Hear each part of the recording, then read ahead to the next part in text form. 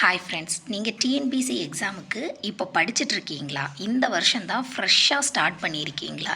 எப்படி ஸ்டார்ட் பண்ணி எப்படி கொண்டு போகிறதுன்னு தெரியாமல் யோசிச்சுட்ருக்கீங்களா?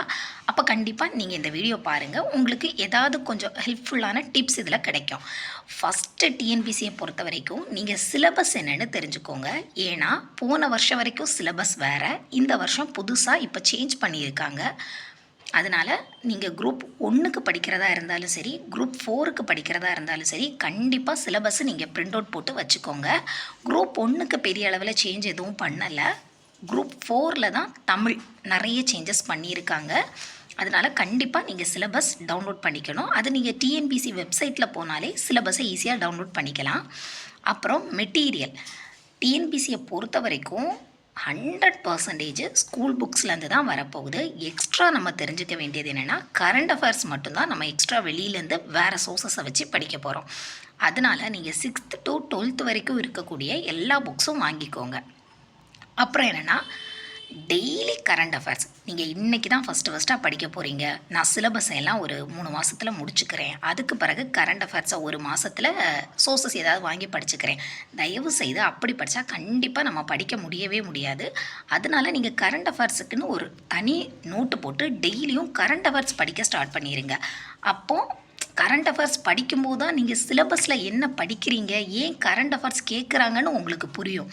இப்போ எக்ஸாம்பிள், இப்போ மணிப்பூரில் நடந்துச்சு. மணிப்பூரில் வந்து சிஎம் வந்து ஜாபை ரிசைன் பண்ணிட்டாங்க. அதுக்கு பதிலாக அங்கே குடியரசுத் தலைவர் ஆட்சி வந்திருக்கு. இதெல்லாம் நம்ம பாலிட்டி படிக்காமல் நமக்கு தெரியாது. அப்போது இப்போ நம்ம கரண்ட் அஃபேர்ஸும் நம்ம சிலபஸோடு ஒத்து போகுது. குடியரசுத் தலைவர் ஆட்சி ஆர்டிக்கிள் 356 அது இப்போ நம்ம கரண்ட் அஃபேர்ஸோடு ஒத்து போகுதா? நம்ம சிலபஸ் எல்லாமே கரண்ட் அஃபேர்ஸோடு ஒத்து போகும். அதனால் நம்ம டெய்லியுமே கரண்ட் அஃபேர்ஸ் கண்டிப்பாக படிக்கணும். அடுத்த டிஎன்பிசியை பொறுத்த வரைக்கும் முக்கியமான ஒரு விஷயம் இதுதான், கன்சிஸ்டன்சி. இன்றைக்கி படிப்போம், ஒரு வாரம் படிப்போம், அதுக்கப்புறம் படிக்காமல் விட்டுருவோம். அப்படியெல்லாம் இருந்தால் கண்டிப்பாக இதில் சக்ஸஸ் பண்ண நம்ம முடியவே முடியாது. படிக்கிற டைம் வேணால் கம்மி பண்ணிக்கலாம். இப்போ இன்றைக்கி 12 ஹவர்ஸ் படிச்சிங்க, நாளைக்கு உங்களால் முடியலை, ஒரு 8 ஹவர்ஸ் படிக்கிறீங்க, அது ஓகே. ஆனால் நீங்கள் கண்டிப்பாக கன்சிஸ்டன்சியாக படிக்கணும். அப்புறம் நெக்ஸ்ட் என்னென்னா, ஏர்லி வேக்கப். நீங்கள் கண்டிப்பாக காலையில் எந்திரிச்சு படித்தா உங்களுக்கு எனர்ஜி வந்து அதிகமாக கிடைக்கும். நிறைய டைம் உங்கள் கையில் இருக்கிற மாதிரி ஃபீல் ஆகும். இப்போ நீங்கள் லேட்டாக எழுந்திரிச்சிங்கன்னா அந்த நாளே கிட்டத்தட்ட உங்ககிட்ட முடிஞ்சு போன மாதிரி இருக்கும். அதனால் நீங்கள் கண்டிப்பாக காலையில் எந்திரிச்சு படிக்கிற பழக்கத்தை, காலையிலனா அட்லீஸ்ட் ஒரு 4லேருந்து 5 மணிக்குள்ளாடி எந்திரிச்சு 5 மணிக்காவது படிக்க உட்காந்துருங்க. அதனால் கண்டிப்பாக காலையில் எழுந்திரிச்சிக்கோங்க. நோட் மேக்கிங் கண்டிப்பாக ஒவ்வொரு சப்ஜெக்ட்டுக்கும், இப்போ நமக்கு வந்து சிலபஸை பொறுத்த வரைக்கும் 7 யூனிட்டாக பிரிச்சுட்டாங்க. இப்போ 7 யூனிட்டுக்கும் உங்ககிட்ட 7 நோட்டு தனியாக இருக்கணும். நோட்ஸ் எடுக்கிறதுக்கு நீங்கள் தயங்காதீங்க. கண்டிப்பாக நோட்ஸ் எடுத்து படித்தா தான் நம்ம சீக்கிரமாக சக்ஸஸ் பண்ணலாம். இப்போ வந்து நீங்கள் நோட்ஸே எடுக்காமல் சும்மா நான் புக்கை மட்டுமே ரீட் பண்ணிவிட்டு அப்படியே படிச்சுட்டு போகிறீங்கன்னா, நீங்கள் வந்து ஒரு 3-4 வருஷம் ஆகுதுன்னா இது ஒரு 2 வருஷம் கம்மியாகும். ஏன்னா நம்ம நோட்ஸ் எடுக்கும்போது, நம்ம எழுதும்போது அந்த விஷயம் நமக்கு வந்து ஒரு 10 வாட்டி படிக்கிறதுக்கு ஒரு 3 வாட்டி எழுதுறது பெட்டருங்கிற மாதிரி நமக்கு வந்து நல்லா புரிய ஆரம்பிக்கும். அடுத்த முக்கியமான விஷயம் என்னென்னா, நம்ம டைம் வேஸ்ட் பண்ணவே கூடாது.